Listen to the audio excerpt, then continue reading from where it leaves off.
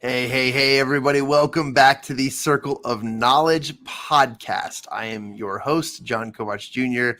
Again, so excited. I know we begin every show with just how excited we really are. And this week I have the opportunity and privilege of interviewing a new friend of mine, somebody who I've recently met and somebody who absolutely just knocked it out of the park on television, on stage, as a speaker, as a branding expert, which I know a lot of my listeners, a lot of you listening at home right now, could really use a little bit more advice, a little bit more counsel, a little bit more direction as to how to represent your job, your work, your business, and your brand, whether it's personal branding, a book branding, or just branding your business, or just being in the right color. Whatever it is, this is a really exciting conversation. To remind everybody, the Champion Circle Networking Association has brought to you the Circle of Knowledge podcast. And for those of you catching up, the Amplified Minds Network has been absorbed, has been brought on through the Champion Circle Network now, and we are having an excellent time. Champion Circle Networking Associations are found in Utah right now, and we're expanding into other regions and other parts of the country, and we'll soon be international as well. So pretty exciting. The methodologies we use are pretty phenomenal, but we really love the accountability factor that's built into the type of networking that really gets you results. So without being without delaying, I can't wait to talk more about this individual and to interview this individual, as well as share a lot of her successes and her highlights. Recently, this year, I had the opportunity and the privilege of being on the Amazon Prime Live TV show called Speak Up. Like TED Talks or TEDx, this show allows the individuals on stage who are absolutely incredible motivational speakers or speakers in general. They are given the opportunity to go into more depth, to share their more personal exposures and opinions and comments in regards to many things. And what makes this stage so diverse is that a lot of the messages, though, could be the same. The platform is phenomenal. MPM Global is one of the best production studios I've been to, and they're based out of Dallas, Texas. It was a phenomenal experience. But having been on season 3, I built some relationships and some friendships and decided that I just couldn't live without it. And so I flew back down to Dallas to support the cast for the season 4 that was released just over a week ago. And amongst those people, I couldn't help but ask if they would come onto my show and to share their light, their knowledge, their nuggets of wisdom, and the gold that they possess. And without any further ado, I'd like for you guys to help me welcome Miss Yamilca Rodriguez. Yamilca, welcome to the show. I am so glad you're here. How are you today? I can't wait to get to know you. I am amazing. Thank you. And thank you for inviting me. I'm so excited to be here. So glad you're here. And I have to tease you because during the intro, I have this, cheesy, corny little intro video, and I made it on my Canva Pro. I made it. I tell my listeners every little secret, what it takes to get by, skate by, and also to find the hacks that will help you get underway. And I'm sitting here watching Yamilca's face in the green room, and she's taking mental notes. Like I can read her. She's like, okay, I would change that. Oh, that's an interesting little transition. Ooh, the color on that or the shadings. Like I could tell that she wasn't like ripping it apart, but I could tell she was analyzing it and taking her own personal mental notes. And that was super cool, because to see a professional at work, to see their mind working in the most beautiful way, is a compliment in many ways. So I want to thank you, but I wanted to tease you because I could see you just like analyzing, and that was really cool to watch. And I don't know if I'm completely off base or if I'm really true, but either way, I'm just super excited to highlight you today. Where are you? I mean, without disclosing your location, where are you from? And tell us a little bit about you, where you're at right now, and then we'll go back into history. Okay, so I'm in Kentucky, in Louisville, Kentucky. Woohoo! But I do live outside of the city in the middle of nowhere. Okay. Horse country, beautiful, beautiful horse country. I've been through Kentucky once. It was beautiful, lots of green grass and lush forest, and lots of horses. That's right. It's So called bluegrass, right? bluegrass. That's right. That's right. I can't remember if that's where the music came from, but that's pretty awesome. You guys, this is really cool. So first of all, Yamilca, congratulations! You're on the season 4 of Speak Up. You did a phenomenal job.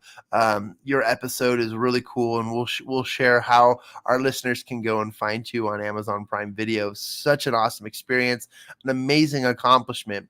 And we're going to talk a little bit later about how your experience was on the show. But before that, I want my listeners to get to know you. You come from humble beginnings. You made it to the United States. There's some really cool things that we just don't know about you that I'd love for my listeners to really get to know you. So if you take like 3 to 5 minutes and just share a little bit about your background, what your story is, where your upbringing's from, what it took from what you most remember growing up to who you are today, and then we'll highlight you and your current professionalism and all the amazing things that you're doing.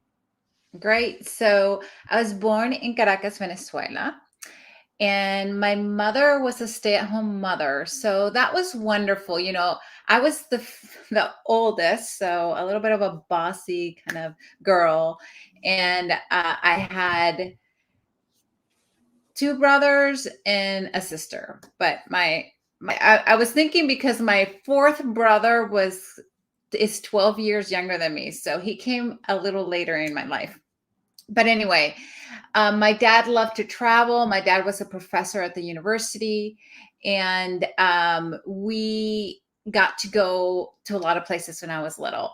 And the funnest thing is that when I was 8 years old, my father moved the entire family to San Diego, where he did his PhD. And we get to have the time of our lives. So that was the first time in the US, and I had a ball. And then I loved art. I loved making things, creating things. I love doing different things. My parents say that I like do. I was always doing not just one thing. I did fashion, and I did art, and I did design, and then I decided to go to school in the US. My parents had moved back to Venezuela, but I was determined. And if you watch the video, you'll see that I was determined to go back to the US and go to school there. So I did, and I made my life here. And I've lived in the US now longer than I've lived in Venezuela. And I love being here in Kentucky. I didn't always live in Kentucky. I've only been here for about 5 years. But I think that, growing up with a father who loved to travel, who loved art, and I was in Spain when I was little, and we lived in the US 2 times with my family, and then I came on my own. So and then in my career, I was able to travel the world and meet different people and cultures, and that always drove me. And it kind of, and you'll hear more about this, but it kind of formed my human behavior understanding and knowledge of really, really getting deep into people's and that's why you were teasing me about analyzing your video, because I really look at things and love to kind of see why people did this or do that. And I just love that. I really take it in. Like if I'm in a country, I want to go to somebody's house and have dinner with them and have the real food that they have. I don't want to just be a tourist. So that's my I love it. I have so many questions, and I hope to highlight you in so many great ways. That's incredible. And what I love is that you brought, your upbringing into this. You brought your father. You brought your history, and there's a bit of an art piece to it, which I know. So we had a couple conversations on the show. Was it a month ago? And one of my guests actually called me out because I said I'm not a creative person. I'm not really that artsy, and they're like, John, everyone is creative. Everyone has that artistic touch, just in different ways.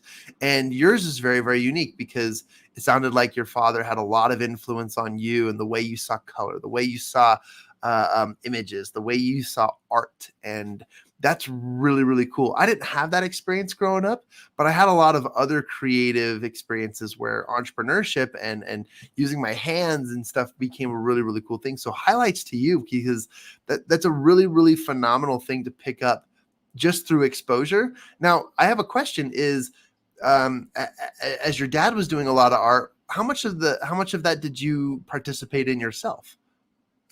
So actually, my dad is a mathematician. Oh, okay, cool. He's a mathematician, but the reason he does love art, and we went to ballets and museums, and that's why I was so in love with art. So I did participate in a lot of it, because you're right, like just looking at art. And actually we're doing a whole campaign. I'm part of a nonprofit, a part of the board on the nonprofit, and it's about art. And Mm. you're right, like everybody's an artist, right? And so we're trying to tell people you're an artist in your own way. And you try to think about when I was younger, and I remember my dad was the only parent. I went to design school, was the only parent that supported me in design school. All the other parents were like, I don't want to support you. You're studying something that's not going to make you any money. And all the other parents would not even fund their child's college at any level, like nothing. Wow. So they had to figure out a way to do it. But my father, he'd take me to the store, the art store, and he'd say, pick whatever you want. And I'd be like, oh, I was so excited. So yeah, so one of the things is when you're in art, you have to do it, right? I created jewelry, and I did painting, and I did fashion. I created outfits, so I was in every little thing that had to do with making. Wow. And again, creating more questions, because I love inquiring more about the upbringing and lives of people. But um of all the art and of all the projects and of all the things you dabbled in and had to just pick up and learn based on interest and excitement, where did you tend to lean towards? What was your favorite style or your favorite aspect of art? I love fashion. I Mm. always felt like fashion was amazing. I didn't go to fashion school because, again, these are things that we start putting in our heads. I didn't go to fashion school because I didn't think I was good enough to be a Coco Chanel, Mm. a Carolina Herrera. I just didn't think I was going to be that good. And if I wasn't going to be that good, I did not want to do it. But I mean, fashion is still my life. I don't do it like directly, but I produce fashion shows, and I help designers, and I actually even did a line of skirts. It was really hard, but I just love that. I love the fabrics and the textures and the outfits, and just like looking at the different outfits. I love all that. Wow. And I'll keep teasing for our listeners, but when you go and you watch the season 4 of Speak Up, and you go to episode 2 where Yamilca gives her speech, she it is evident in what she just said. She's wearing this elegant and stunning outfit that allows her to radiate on stage, and it's really, really awesome. So Uh, I confirm that. Thank you. Oh, absolutely. As a big fan and a just avid listener, in the audience there in the studio, I had a blast just basking it all in, and you did a phenomenal job. Given your background, given your story, a lot of it has obviously bred the opportunity and formed an option for you to be a creative, to use your skill sets and the things that you dabbled in. And you come from a really, really unique background, but not because you grew up as a creative or that you had art in your family and your dad was so encouraging, but you actually got to work for a top-notch company and you got to learn, some of the world's greatest tactics, antics, and even just strategies on various topics. You want to tell us a little bit about your career and what you did before you transitioned to what you do now? Yes. So I get to work at the best branding company in the entire world, the Procter and Gamble company. Yeah. And I tell everybody I got a PhD in branding just working there. Wow. I don't actually have a PhD, but I do have masters. But I think that PhD is you really have to go in and research and do things. And we did all that. I got to travel to Asia, Japan, China, South America, Wow. Europe, and really talk to consumers, right? And I was so fortunate because my colleagues, and because it's a global company, right? So my colleagues in other countries would say, we usually don't get people who are really interested in us. And I would be like, why? Yeah, they're usually just interested in the US. And I'd be like, we're making products for Japan. Why wouldn't I be interested in Japan and Japanese culture and really? So they were just like, they couldn't believe that I would be interested in their country and in their culture and in their food. And that really, I got to see things that nobody else gets to see. Japan specifically is a country very closed to foreigners. And if you don't speak the language or know where certain things are, I mean, it doesn't have a big sign saying, here's the restaurant so and so. You have to know the people who know where to go. I mean, especially in Kyoto. I remember walking around the streets of Kyoto and my friend's like, this is where we're going. And I'm like, there's not even a sign on the door. Where are you taking me? And it was like this secret place. And then all of a sudden you go in and there's so many people sitting at the tables eating and having fun. It's just such an amazing place. Anyway, not just talking about the country, but I worked at just traveling around the world, talking to people, doing I did tons of not just research, but also I did sessions. I was facilitating sessions all over the world, as well as design thinking like a designer. And anybody can do this, by the way, not just designers.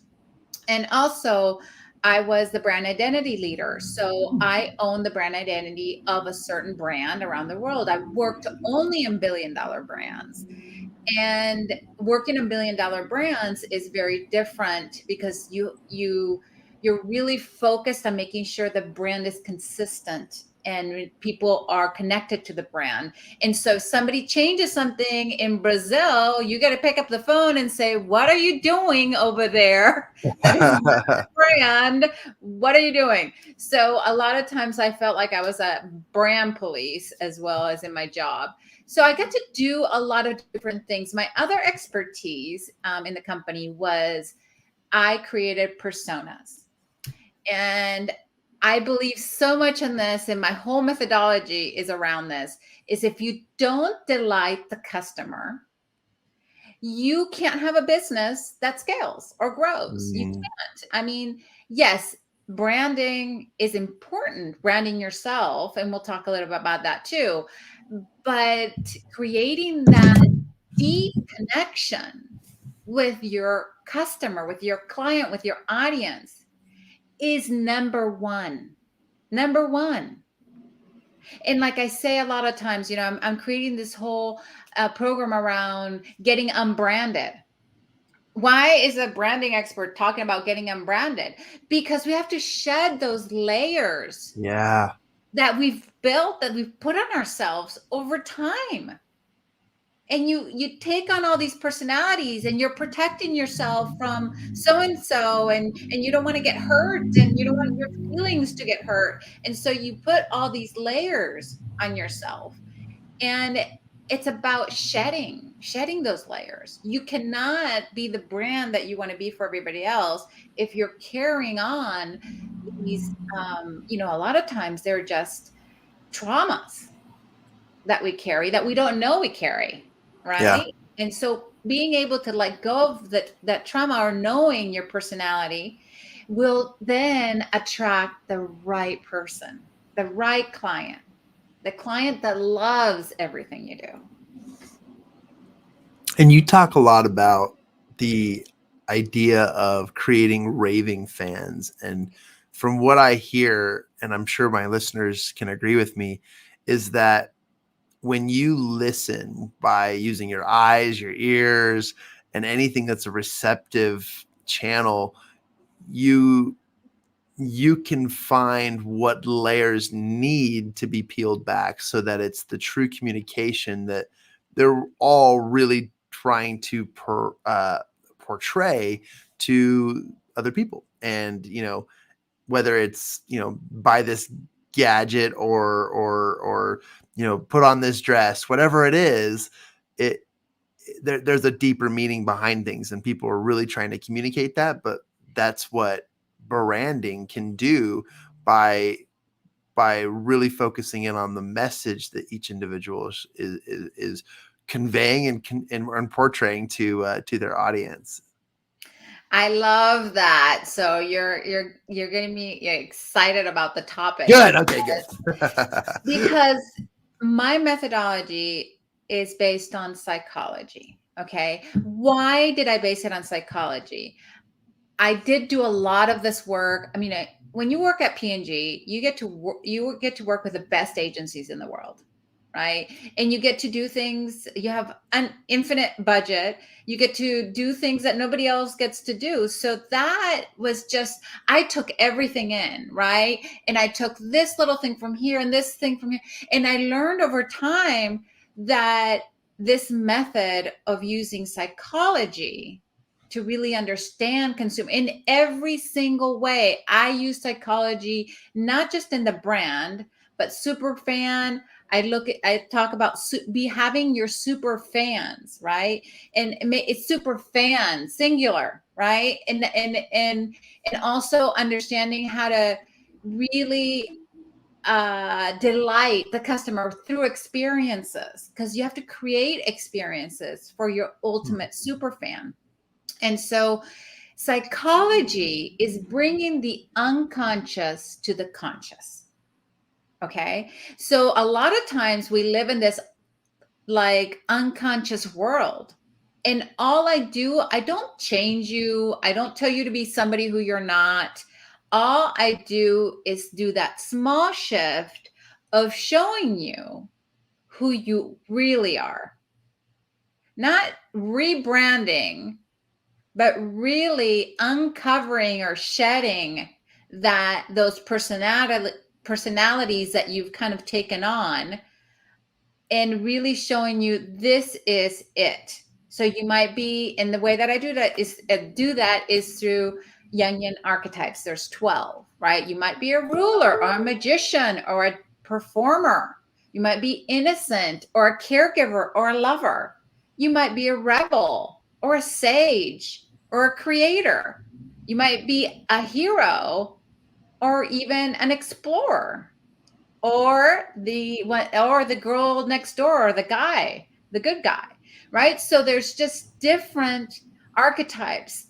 And so focusing on that, I do too, your primary and your secondary, gives you a strategic positioning, right? So are you a more playful person, or are you a more habitual person, or are you more like you like to create rituals, or do you like routines, like measures for success? So they're all different. But the secret, the proprietary piece of this methodology, you're not going to find it out there. You're going to find Jungian archetypes, yes. You're going to find the 12 archetypes, yes. But you're not going to find the super fan part of that, this is through tons of research and tons of case studies, looking at different things and finding out that this really works. Each archetype has an opposite. And that opposite is your super fan. But let me tell you why. Let me tell you why, because it's not just, you know, this is made up. But the reason why you want to attract your opposite is because a and you will attract likes. This is just part of human nature. A like thinks that they can do what you do. An opposite knows they cannot do what you do and they need you.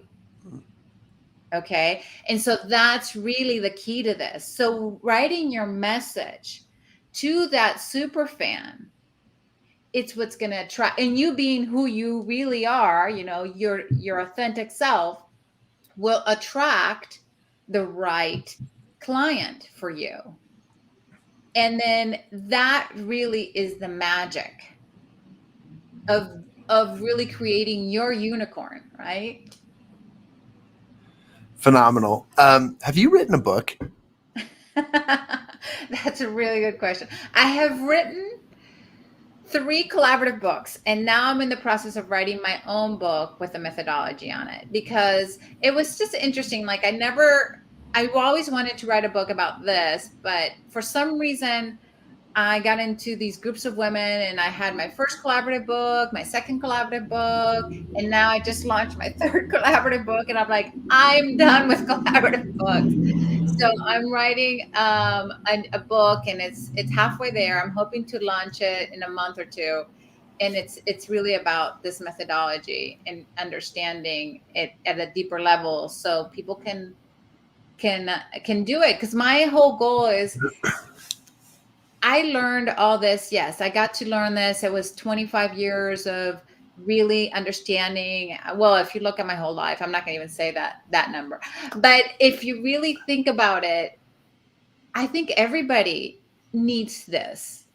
And if they know that secret, anybody can be successful, right? It's about kind of about the talk. It's harnessing the power of possibilities, because everything is possible. I love that. And thank you for sharing. I had to ask because as passionate as you are, I was curious if you were writing your own script, if you were writing your own manuscript to the masses. And I'm really glad to hear that you are. If I can make a request, I would love to be one of the first to buy that book when it comes out. So, Woo, you will. so I will definitely put you on the list as the first one. Here I am right now. awesome. She's writing it down. I take that seriously. And it's something you guys don't get to see much on the show anymore, just because I rearranged my office a little bit. But I'm a collector of books, and I'm very color centric when I when I Very organize my nice. books. Very nice. But I remember books based on their psychology of color, and so that's how I remember where I left that book. And so they say don't judge a book by its color or cover. I judge books by their color because I know what I'm going to gain from it, or at least what I'll retain. And that's so cool. So congratulations in advance.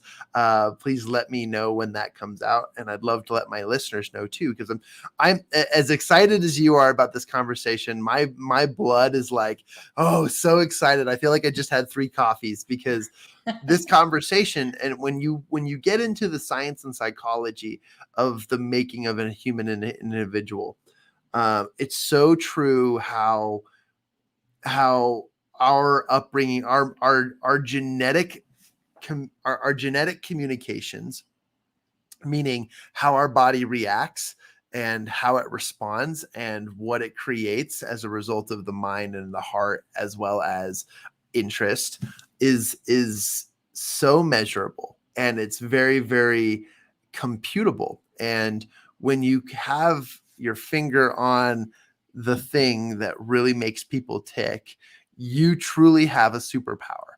And that superpower can be used to help people improve their business, to buy more things, to create an unfair advantage over your competitors. Whatever it is, it's about serving humanity in a way that they want to be served. Yes. In any given sense, humans are a lot like babies in the high chair, and all they want is the food, so they can either play with it or spit it up. And at some given point, there is the level of acceptance when they actually decide, you know what, maybe I'll just swallow my food today. And that's a really, really interesting aspect. So I commend you and I compliment you. And I don't know if anything I said brings up even more thought, but I, Well, just I one get so little excited. thought. Yeah, If absolutely. somebody doesn't hate it, they will never love it. Mm.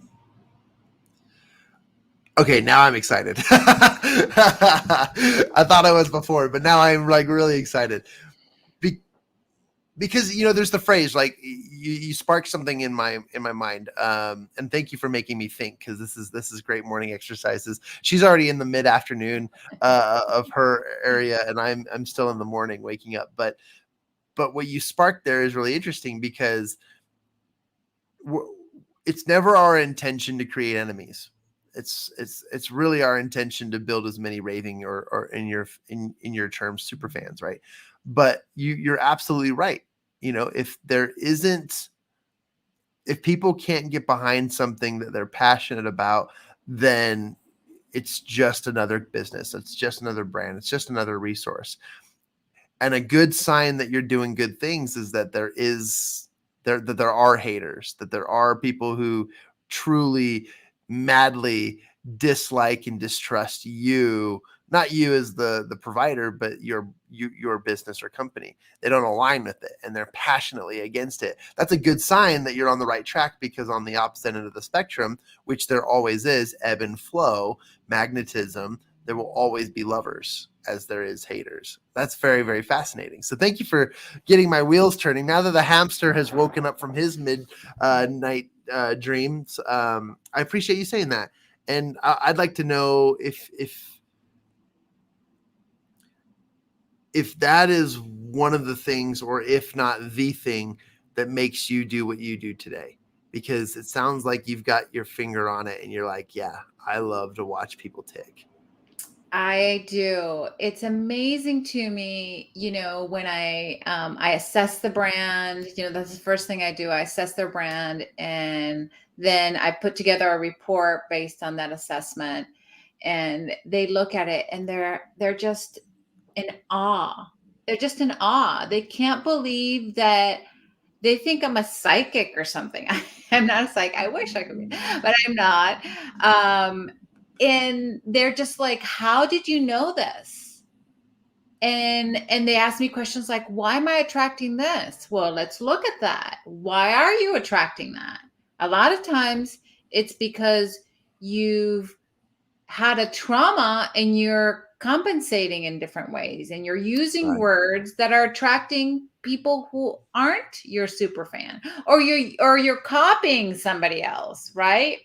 You're copying their language, and so that's not your language, and you're attracting the wrong people. And so every little thing that you do has a consequence. And so it's really important to, like I said before, to let go of those layers that you've put on yourself over and over. And sometimes it's let go of the ego.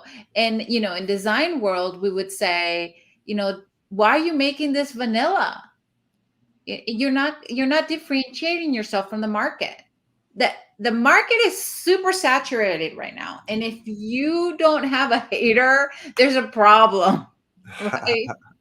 The only way to differentiate yourself is if you have a proposition that is different.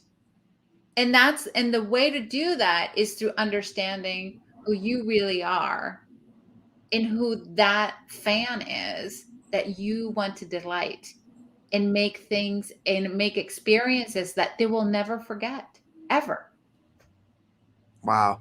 I absolutely love that. And I think that tees us up for the next question, but I think we've already covered it. But I'd love to ask if you would like to share anything else, because on this show, we talk about the golden nuggets of knowledge that everyone should know, or those who are in this state of mind should. And I don't like shooting on anyone, but you should start to understand. And I always ask the question, either, what do you wish you would have known that you know now? Or what advice or what nuggets of knowledge ought we to know? And I'd like to ask you that question, even though we've covered some really deep, below the surface stuff, and I am pumped up about just the layers that we've been able to delve into. What's some nuggets of knowledge that you believe that everyone should start to work towards or get to know, or just what knowledge would you like to share with my listeners? You know what comes to mind right now, and it might just be something out of left field, but what really comes right now is do something that you're not used to doing. Right. A lot of times we get very comfortable in what we're doing, where we're at, and we just keep going and keep moving. And for the brain to really function at a higher level, you have to trigger it with unknowns, things that you've never done. It's hard because who wants to learn a new language? Who wants to start over from zero? Who wants to do something different? But the key to excelling at whatever you do is to learn something new and take action. I think, John, you and I were talking about this earlier, and this is the challenge that I would give listeners, and maybe I'm getting ahead of myself, but one of the challenges is find out who you really are, right, as a brand, because everybody's a brand. Even if you say, oh, I'm not a brand, everybody's a brand. If you have a business, you are a brand, and if you don't have a business, you are also a brand. So everybody is a brand. Find out the true values of your brand, write those down, right? Write those values, get off of social media completely for 30 days and figure out, how is the new you, it's not really the new you, but the real you. How is the real you going to show up from now on? And then start taking notes on what's changed, what's different, how are people looking at you, how are people attracting you. I do this with my clients, and it's amazing to see their transformation. But when I go through my process, I don't make them do that at the beginning, because they need to kind of take on this personality. It's not nothing new. It's just, are you brave enough? Are you courageous enough to take on your true personality, the one that is in there, deep in there? Some of us are not, right? We're in corporate, or we're doing a business, and it's all beautiful. And you look at it and everything's like perfect, and you're smiling and you're kind of just going like this, right? And it's not real. It's not real. It's fake. But you don't know that, right? Because a lot of times we do these things kind of like unconsciously. We don't like think about this and say, oh, I'm doing this consciously, right? But then what happens is, now that this is what happens, and I've seen it in my clients. Okay, they know who they are. They're starting to change. People are starting to see, the difference, but then they don't act. Like, it's not just your clothes. Yes, that's part of it. But then what's the message? What's the writing? What is it? What are you showing now? Right? How are you attracting that super fan? And they're afraid to do it. And I think sometimes they prefer not to be famous for who they are. They prefer to go back to their boring life of just being like everybody else, because they just don't want that part. So, and a lot of us are looking for it, and then when we find it, we're like, goodbye, I'll see you later. I'm not going to pursue you anymore. You're too difficult. It's too hard. I don't want to go so deep into my life, whatever it is, whatever excuse you have. But are you willing, if you want that success, like those that you see out there, they were willing to put their life on the line, right? They were willing to go out there and jump. They were willing to do that. And if you're not willing to do that, then it's going to be hard for you to scale and grow and have the business of your dreams. It's just going to be difficult. And then you're wondering why is this so difficult? I'm so exhausted. Why can't this be easy? Well, because you're not being true to yourself. And then some of us aren't looking at our super fan. We should do everything to service our super fan. Everything. Whatever is at our, we it's not about, oh, let me give you a present. I'm going to give you a present. Oh, I have this beautiful cup and it has my logo on it. Isn't that wonderful? It has my logo. Wonderful. No, they don't want a cup with your logo on it. They want something that reflects them. And how are you going to do that? I told a friend of mine that, and guess what she did? She started giving her clients a cup with their name on it. Yeah. Oh my God. Like, I was like, that is amazing. So I had their name all over it. That is true customer experience. Sorry, I get excited about this. I love that you just went off. Like, that was so cool. And I love I love observing, but I love listening. And I've learned just a lot from this conversation. I know that my listeners will too. I wrote something down and I want to ask you the same question, but as a part of the knowledge that we share on this show, we also ask our listeners to take action. So we give them a challenge. I'd like for you to share a challenge that you'd like to issue to them. One of the things that I wrote down was identify and research a challenge a day. And that was what you had instructed us to do something different, do something uncommon. So doing something that really shakes the boat for us. And I started thinking to myself while you were speaking, what's one or two things that would absolutely, truly shake things up for me? And it was very simple, actually. I remember interviewing a friend who talked about what they do to keep themselves physically sharp, like mentally and physically sharp for boxing matches. And they said, what I do every day is I don't even remember which arm my watch goes on, because every single morning I switch which arm my watch goes on. And they said, it's now common for me to be uncommonly confused as to which is the right, which is the wrong, which one am I used to, because there is no left or right anymore. It's, I can wear my watch on my left, I can wear it on my right. And I thought to myself, that's really interesting. And yes, I'm married, but what if I took this ring and I started wearing it on my different fingers? Or what if I started wearing my watch differently? Or maybe I started carrying my wallet in different ways? Obviously, it would lead to a lot of confusion, but that's because it's challenging me to think on a different way. So 2 things for me is the easiest things I can do is like wear my watch on my different hand. I could change my rings around, or I could do something that will physically cause me to think Super and be different. simple. Yes, Yeah. you're right. One of the things I'm trying out myself, because I'm not very good at this. This is what I'm doing. But we're all getting I'm better. I'm writing with my left hand. I Oh, don't. interesting. Yeah, I'm a righty, but and it's so hard. Every day I do one word or one thing, and I'm hoping that over time I'm going to get a lot better at this. I'm sure I will.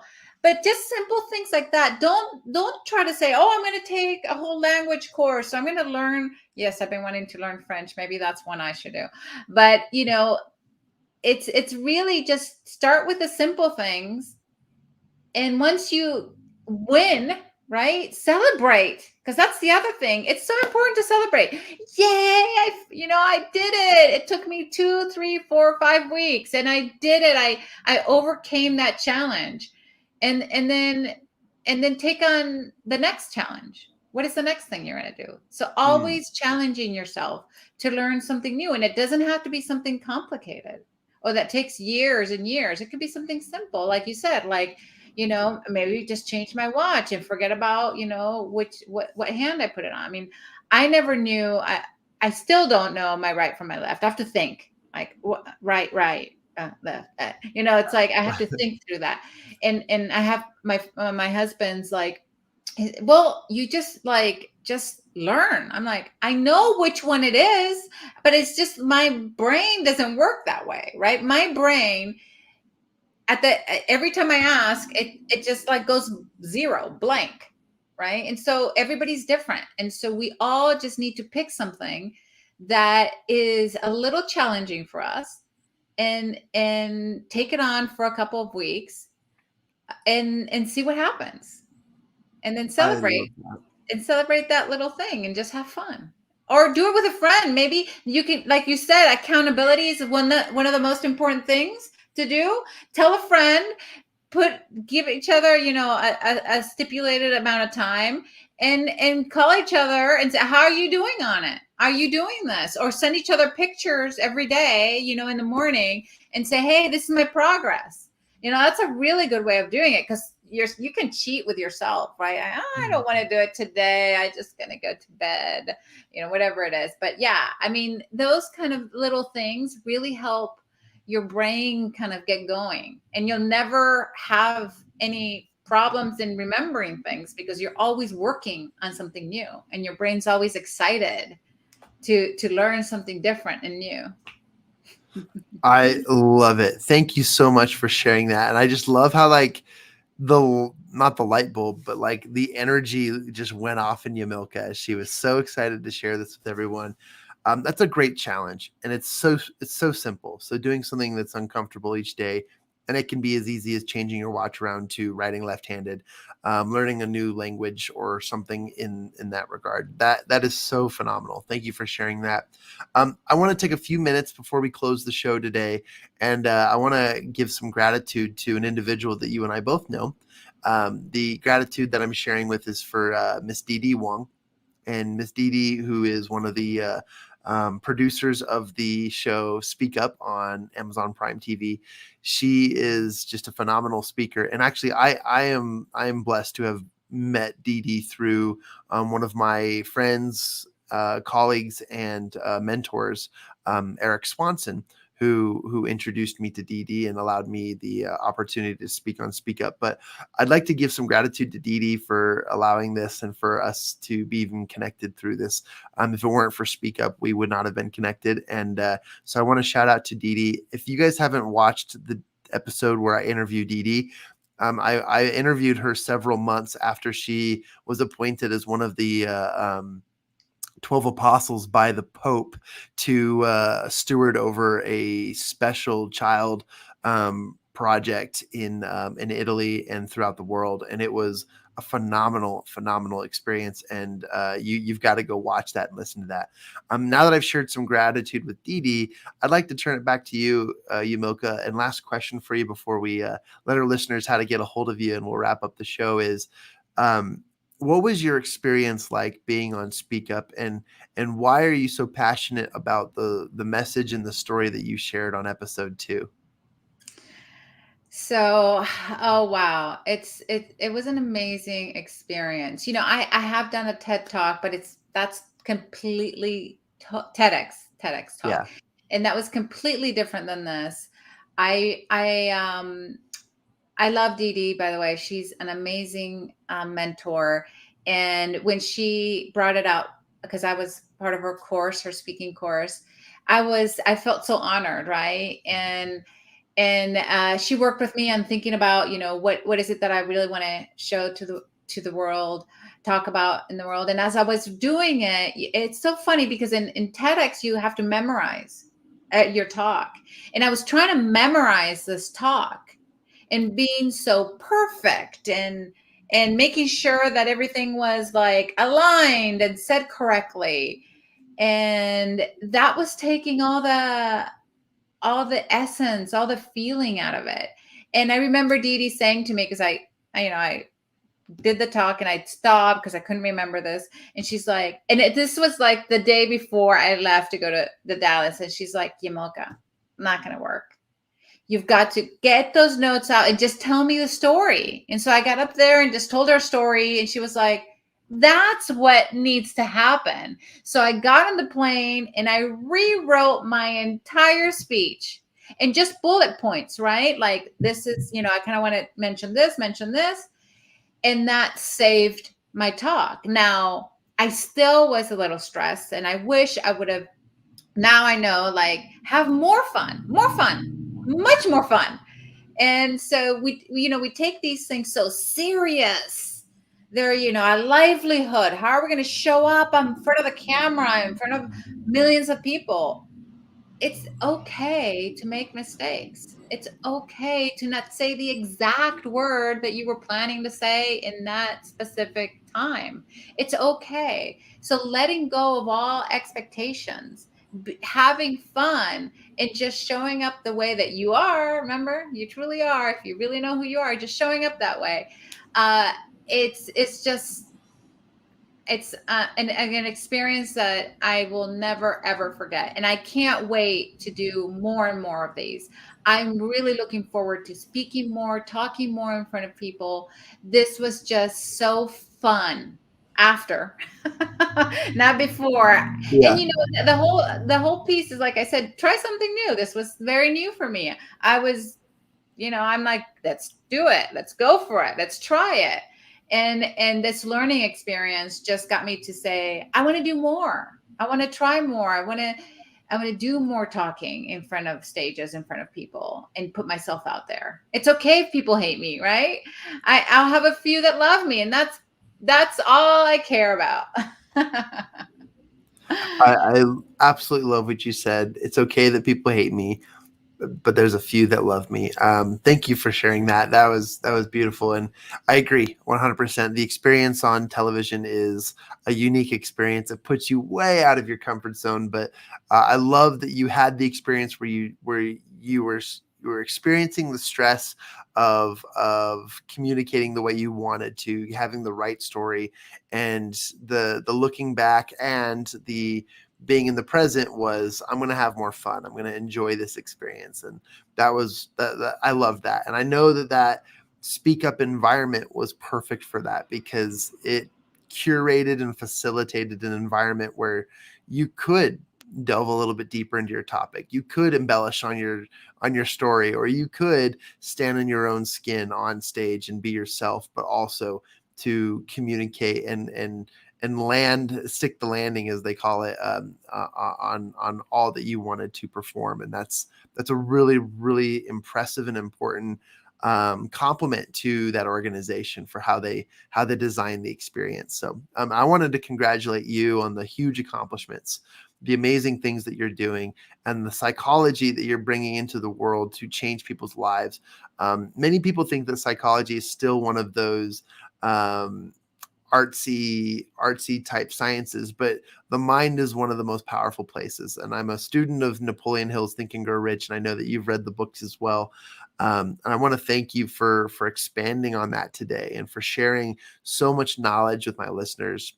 What is the best and fastest or easiest way for my listeners to learn more about you, get a hold of you, and to contact you in regards to what it is that you teach and bring to this world?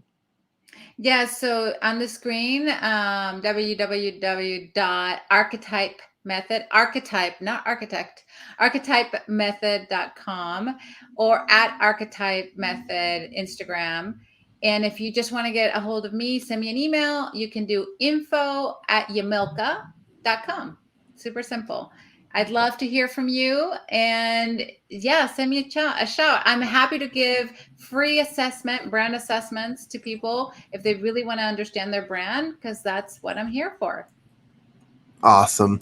Give it up, everybody, for Yamilca Rodriguez. Thank you so much for all the amazing stuff. I hope this isn't the last time you come on my show. I hope you'll come back and share more, especially when you've got your book. Yes, If you I need will be any not. help getting that off, let me know.